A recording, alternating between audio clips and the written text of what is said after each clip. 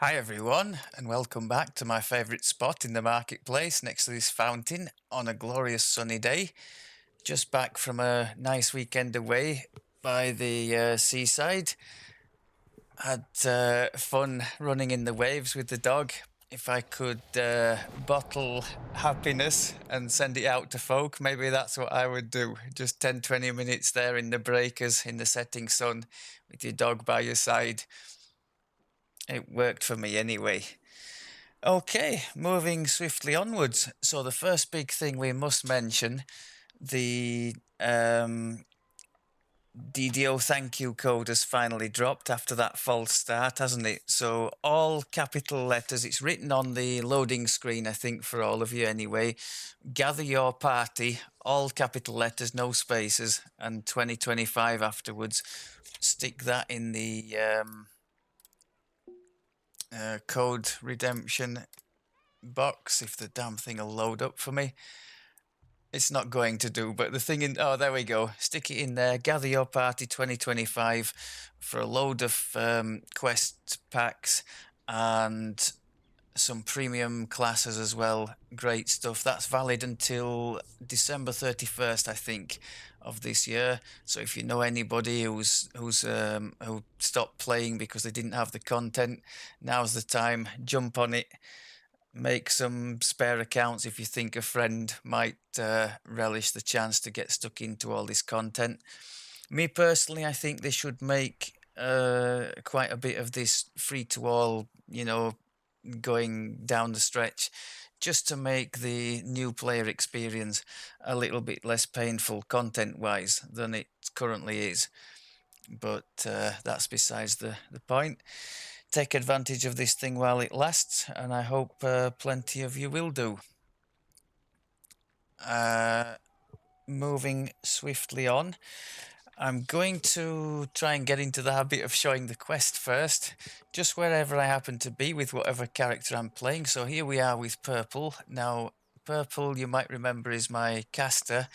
He's a dedicated cold druid because I really enjoy that class and play style.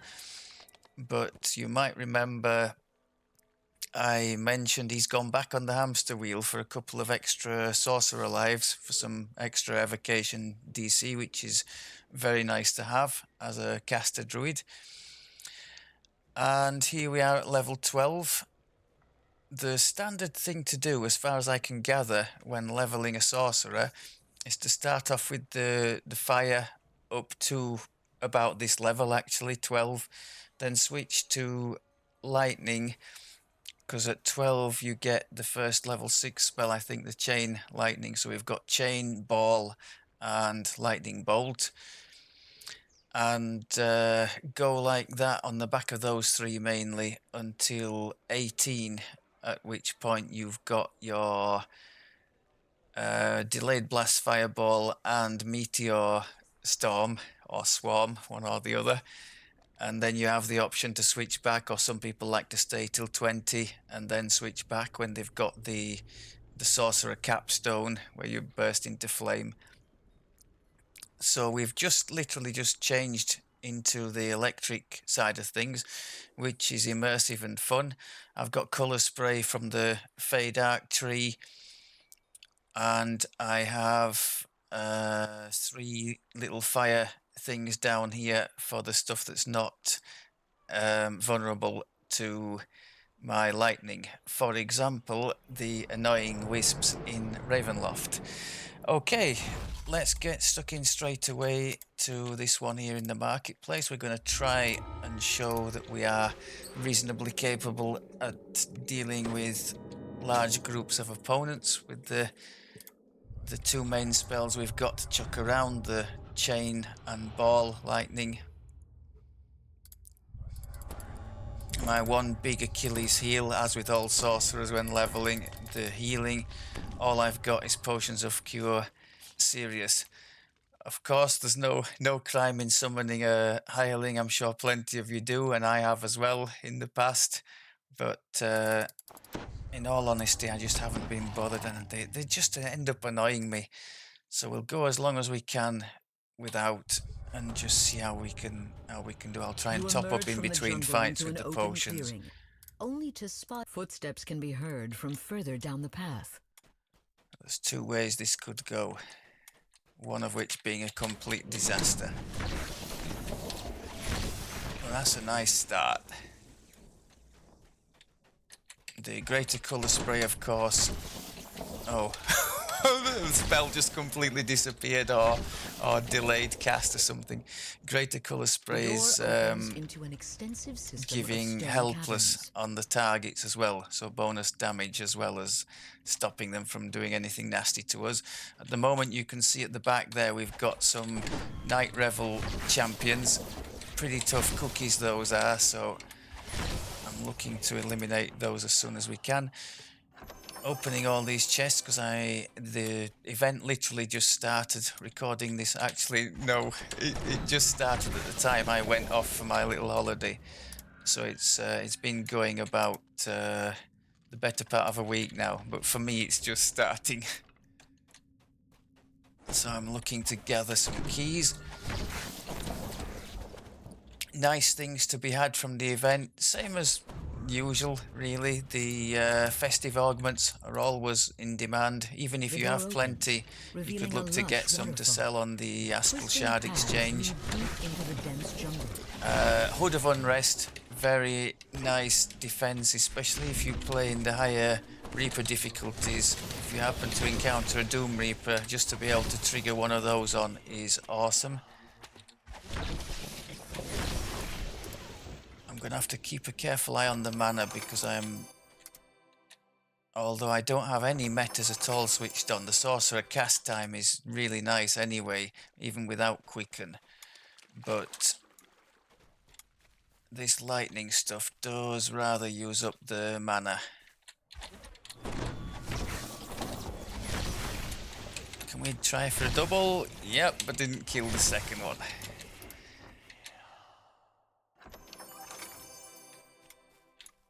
Now this is going to be a proper mana sponge, this lot. These ogre... Is it ogres, giants, something or other? Maybe both.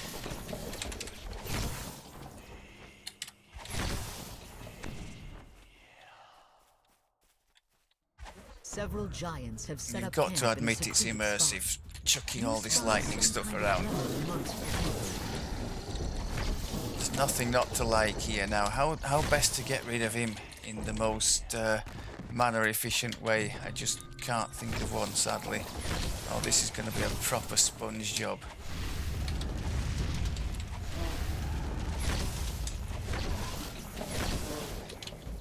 Yeah.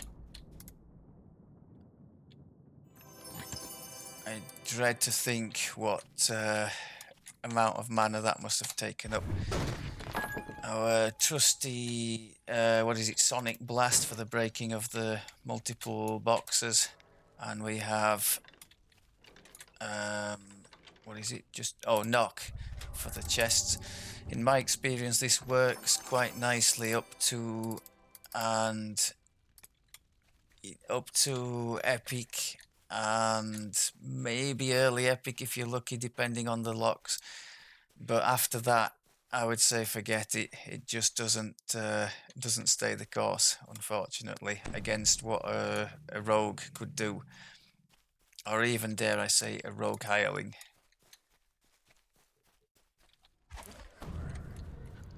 Now let's try and make a big group out of this lot so we can try to cut down on mana expenditure. That's not bad. That's not bad.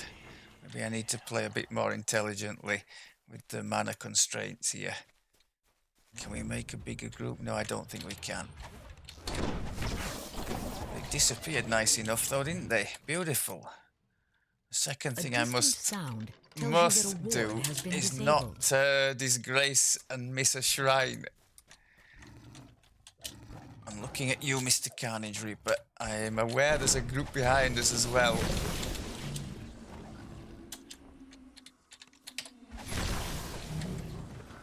Which, thankfully for me, didn't trigger. Key collection, by the way, for the Halloween event. I would suggest just doing irregular questing, and as you've seen already, I've found what 2 or 3 already. Just do the regular questing, kill the champions, open the chests, and you'll get your quota of keys. You can also do it the old way, which was to nosebleed farm the Delira's graveyard quest, but just no fun. And I don't see that there's much more keys drop doing it that way. Perhaps more chocolate to be found that way if that's a thing for you, but I personally would always just do regular quests, and then maybe towards the back end of the event I'd have a go at the challenges if I was looking for anything in particular, or more likely when I'm going for an XP boost, I would tend to run the event on at least once a life for the big first time boost. Early epic is probably the best time, maybe around level 23, and run it at at least 5 levels above that to get your nice XP and ingredients boost. For max ingredients on that event, don't forget you need to run the event 5 levels above the highest leveled person in the party. So in my situation here, I would run it at level 17 for the most ingredients I could get. With the magical barrier dispelled, you can now explore deeper into the caverns.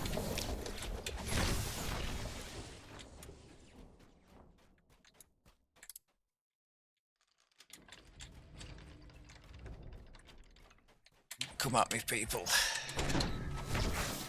They didn't.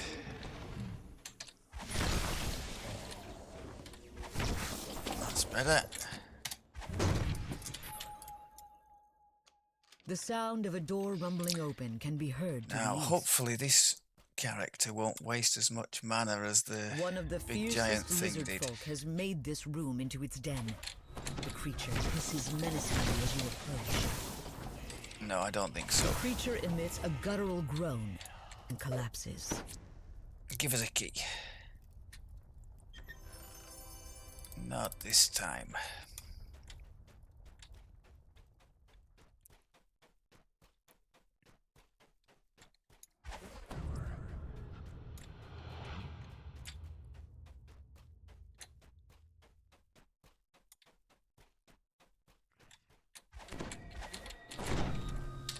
This was one of the criticisms of this pack, and well, you can totally see why. The unimaginative nature of the placement of the opponents, just like one big pack just thrown down in one place, and then the same and same and same. Obviously, it favors incredibly well our situation here with the AoE we have and the CC we have. Just CC the pack, AoE them, hopefully mostly to death, and move on to the next one, rinse and repeat. For a single target, let's say a thrower, this would be a nightmare. But I think questing in general, leveling in general with a thrower is pretty much a nightmare anyway, so...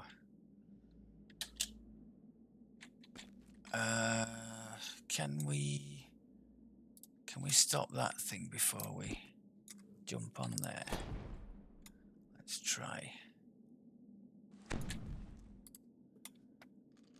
I always manage to mess this up, trying to land on that platform. Oh, I didn't stop the faces, but somehow I managed to not to lag off the platform. I think that might be a first for me. I would strongly recommend, if you haven't seen this quest before, or if you're new to the sort of platform element in general, not jumping when the platform is moving. There tends to be so much laggy messes and fails when you try and do that.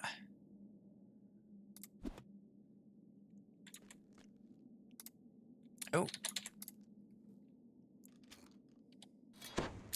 And we do have 3 little jump boost wing type things from our Chaos Mancer past lives on this character, which may come in handy here. I'm sure you can do it without, but we're going to make use of them because we've got them.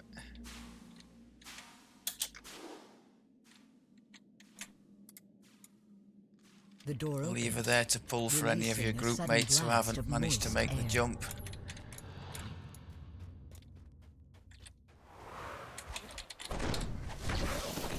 Beautiful.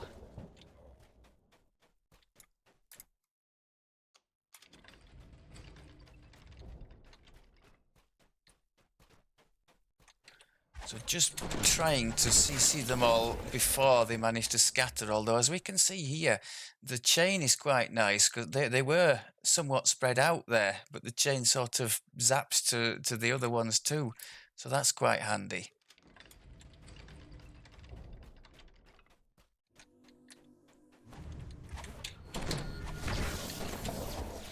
Giantish ruins dominate this large clearing. You can make out the outlines of small dwellings in the distance, but a magic barrier blocks exploration in that direction.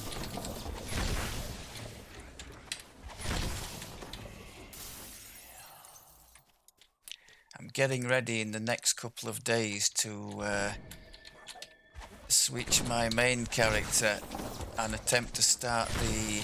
Oh, beautiful double! Attempt to start the Barbarian project. So you'll be seeing more of that on the channel as I progress, hopefully. I'm just trying not to leave anything obvious out in the planning department, like gear and whatnot. Knowing me, I'm sure I'll overlook something. Like this collectible in the corner. There you go, Klitz, just for you. Double. With the lizard folk defeated, Alanithris calls for you to come to the front gate.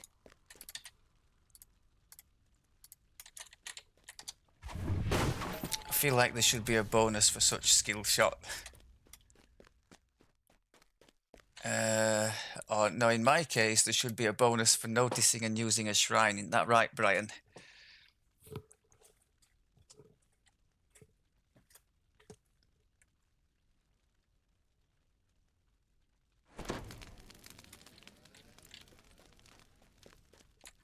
Okay.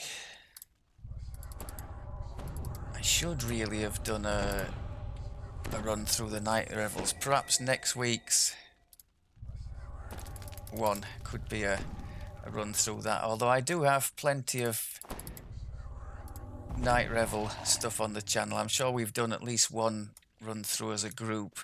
And I've done a little something as well on some of the tasty items to be found.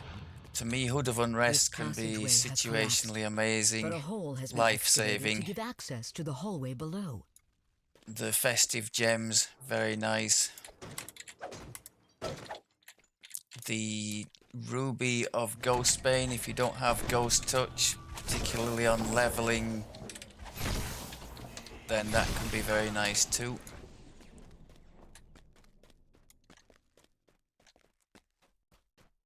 And all of those augments I've just mentioned would probably sell for a nice few shards if you were so inclined.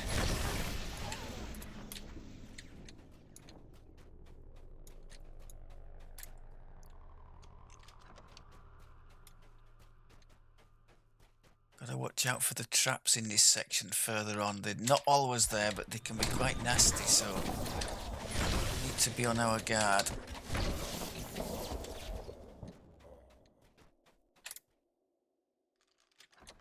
Cooldown on that greater colour spray is just enough that it allows me to reload it for the next pack, which is awesome, without having to wait. The lever is pulled, and energy begins to flow towards the central chamber.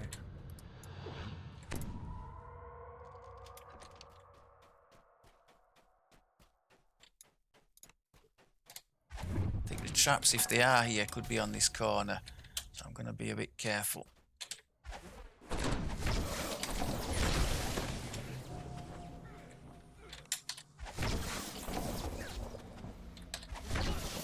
Thank you.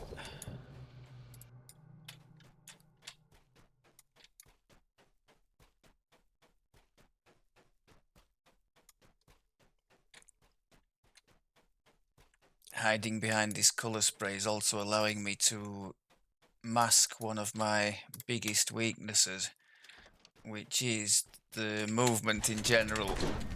Generally, a static caster is a pretty dead one, and my movement is just pretty well blah. So if the targets are also not moving, that doesn't matter so much.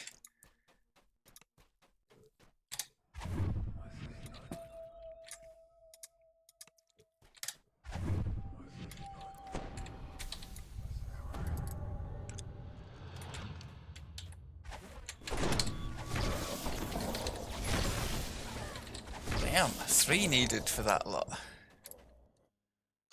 As the lever activates, energy pulses into the central chamber. We still don't really know if these traps are down here, but let's just be wary anyway.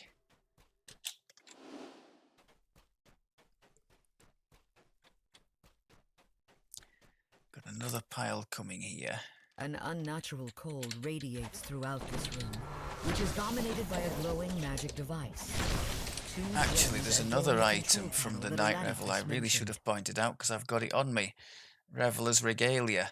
Even if you're not a caster yourself, you can give that to a friendly caster, and look at the bonus there. 25% festive bonus to spell critical damage for 1.5 minutes. So for any protracted end fight, that's awesome.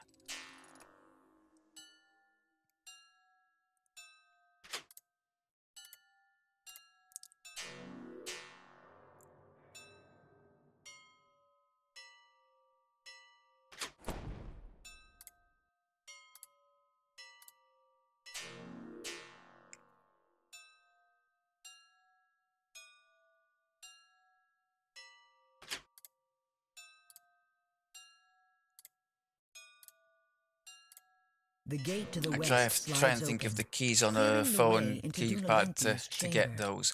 I should mention as well about this Reveler's Regalia thing. It's great if, like me at the moment, you're in robes, so you can just swap freely. If you're in anything else, light armor or above, it's a bit of a pain because your armor obviously takes time to equip, so when you want to switch back to your armor, there's a delay. It's a bit but probably still worth having for an end fight.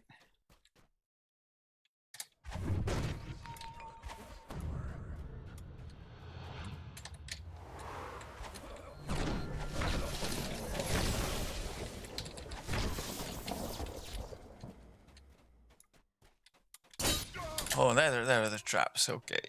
Now, do we need the shrine? I'm gonna say no. If we can't kill this end boss in 900 mana, then we really want shooting. Dunalenthia stands stiffly on the platform. We're gonna use our 2 boosts for this: the Reaper's boost to spell power magically compelled by the and cultists this surrounding her. Reveler's Regalia I've just mentioned.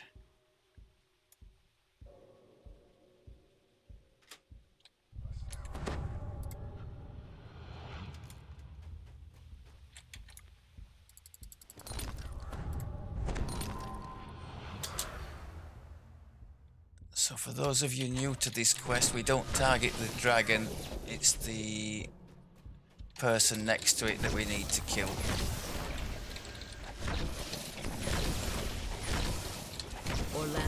Nice. Okay, why am I always do this, go and collect the soul when the quest is finished.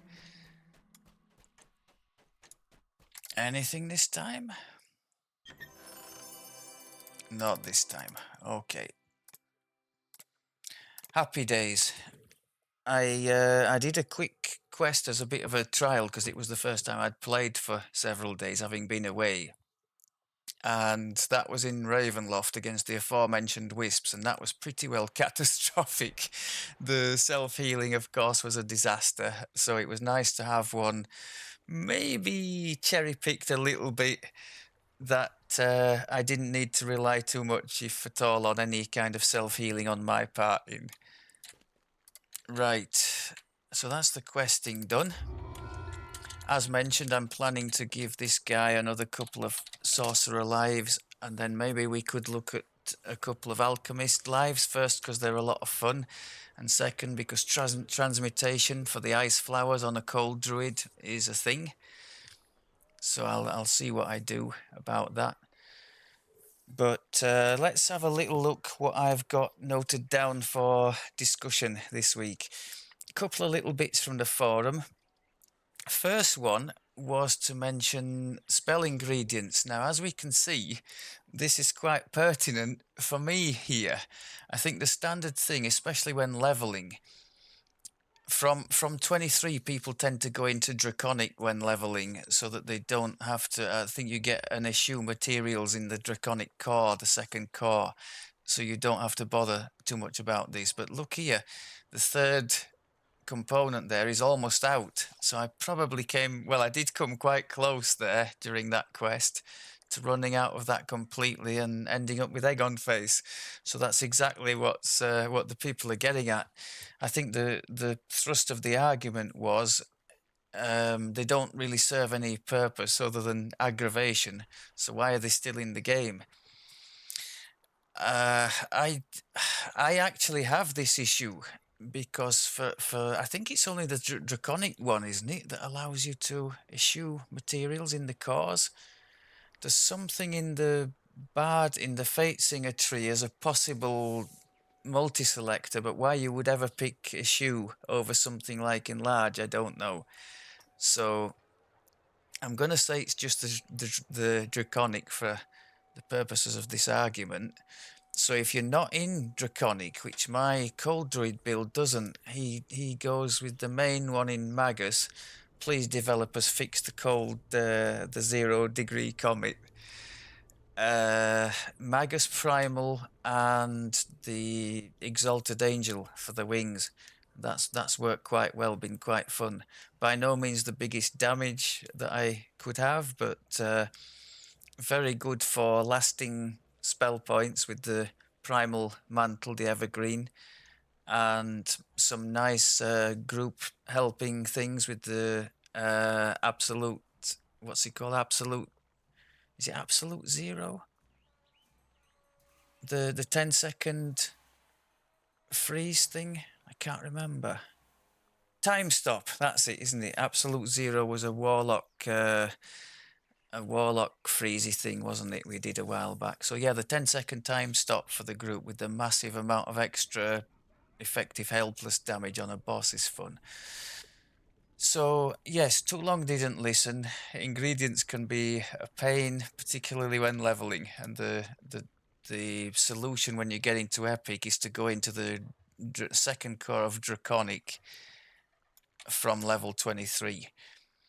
The other solution is to put them onto your hotbar, as I've done here, and when you can see things going low, as I should have done many quests ago with this one, just get yourself into the portable hole and top up on the appropriate ones. Of course, I'm being lazy here. I could just use teleport scrolls, but there was nothing too compelling for one of my spell choices, so I just thought, let's have the teleport spell. So it's the level 3 ones we're missing, isn't it? Arcane 3. Let's go with 960. Another solution, of course, is to buy several thousand of the high use components. For example, into Epic, the Delayed Blast Fireball level 7, I will probably buy several thousand of the powdered rubies for this sorcerer at that point. What's the other one we're short on? 5. 5 happens to be Chain Lightning, so I'm not surprised we're short on that. I should probably buy a couple of thousand of those.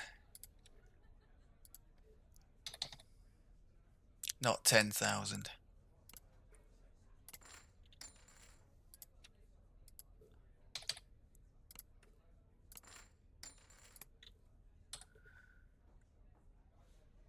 And try to remember to lock them as well. The number of times I've just sold stuff by accident.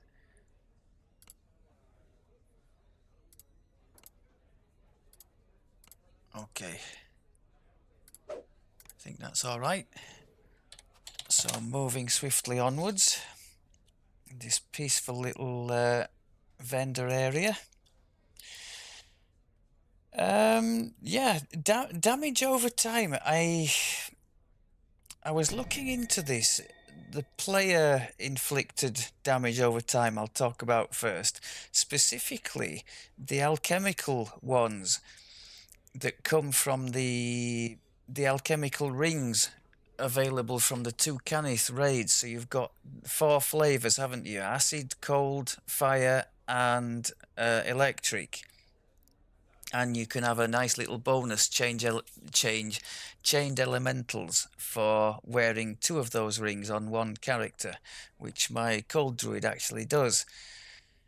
My pet peeve about all this is that not all those rings are created equally. Indeed, only one of them, if you're looking at the damage over time given, is any good at all. And that's translated from those 4 into the really, really rare ones in the Mistranna, from what I can gather. And from the start of this moan, one of you might gather that I actually got lucky enough to find one of those rare rings recently, but I think it was the cold one. And as most of you who have ever tried that cold dot ring will attest to, the damage is negligible enough to be practically 0. So it's a bit of a shame. I wish they would all be as effective in their way as the acid one is. The acid one is so far ahead of all the others, it's quite laughable. So yeah, I just found that a little bit of a shame. What else have I got here? Yeah, actually, not that it helps him too much, because as I've mentioned, three of the 4 effects are pretty negligible. But my cold druid has all 4. He has 2 of the different rings equipped for that set bonus. He has 1 of the effects, I think the cold one, on his alchemical shield, which I've crafted for him. And the remaining effect is on his dino caster stick. So he's in the rare position of having all 4 of those. So maybe that's at the root cause of my pet peeve, that only 1 is actually really any good in terms of actually dealing damage. On the flip side to that, damage taken by players, I think the Black Dragon Bolt at the moment is a real source of worry for people, especially when you start cranking up the difficulty. Well, any damage over time, to be honest. I guess damage over time is, from those crown champions, is one of the most common deaths, period, of players. So people have been asking about how to mitigate that, what to do about it. I guess the first thing is not to be there in the first place when the spell is targeted on you, or to make sure the caster targets one of the more beefier elements in the group before you approach it. If you are in a group, you can wear absorption items. I mean, the best one by far to me is the one from the Drow. Is it the Drow portal in Mithranna? What's it called? Is it the portal to below? The quest is called, and it gives those boots, those Greaves of Season's Warding, I think they're called. The legendary version gives you 37 absorb on all the 4 most common, so the electric, acid, fire, and cold, which is awesome, really. Well worth having, even if you don't want to use the boots all the time, to have them as a swap-in for, let's say, for raids like Threats Old and New, or Master Artificer, or Fire over Moorgrave. where there's heavy fire or electric damage being dealt, in one case both. It's just really nice to have to give you a little bit of a boost to survivability. What else have I got listed here?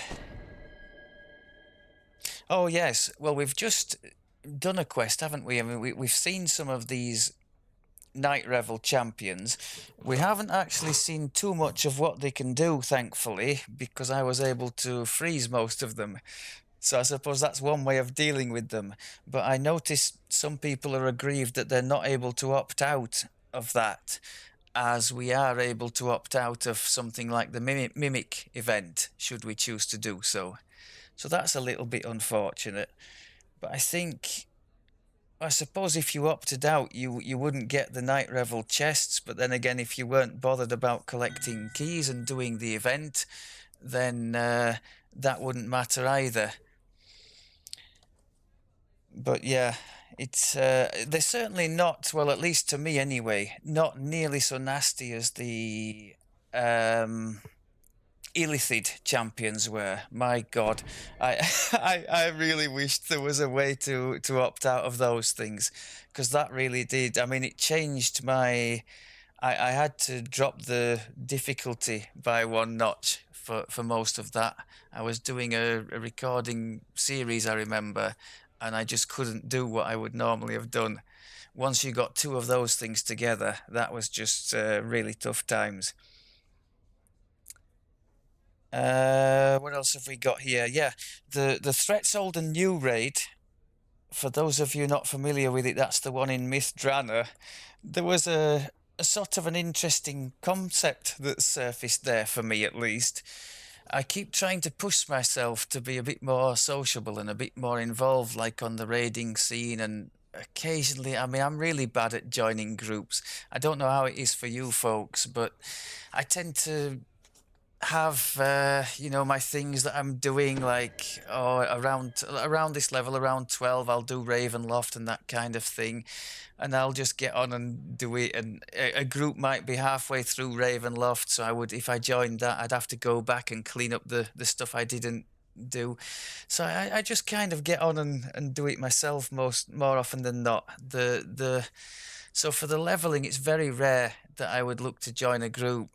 It would be more likely at the cap. I mean, I really could try. Like, for instance, my little dwarf tank could totally benefit from going with a strong group, and maybe he could help them take some of the heat off the squishies, and they could help him by getting him some Reaper points. So win-win.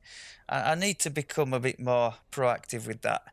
But the reason I was mentioning it, I've been throwing myself into this Threats Old and New raid, doing fairly well with various characters.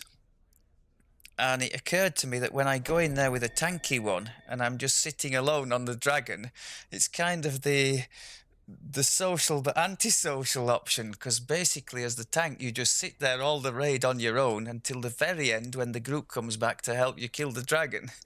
So it's almost as though I'm still soloing for 95% of that, I would say. Just a little bit of irony.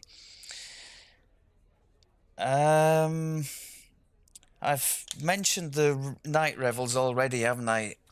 Just huge XP, especially in Epic, for first-time completions. So if you're ever going to do XP potions, that would be the time. I mean, the quests are quick, they're fairly easy to do.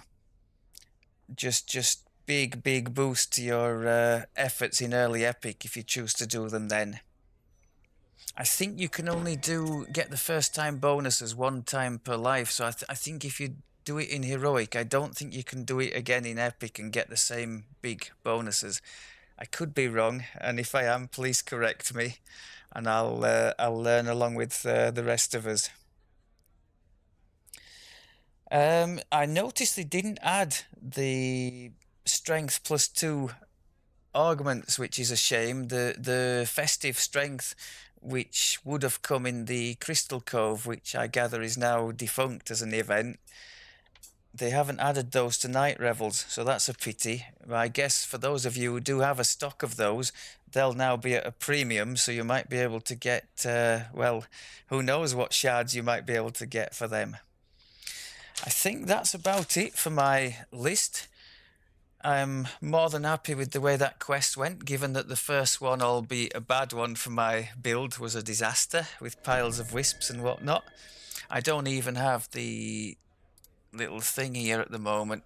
The tier 5s to me are not that amazing on these savant trees, so I haven't bothered removing points from other trees to give myself the tier 5s. I'll just pick them up as and when. But there is something up there, isn't there, that would have given me the ability to, that one, to make something vulnerable to electric, which against those wisps could have been seriously helpful. So shame on me for that. Okay, I think that about does it. So thanks very much as always for looking, listening, whatever you've been doing. Happy questing to you all, and I'll speak to you soon. Take care.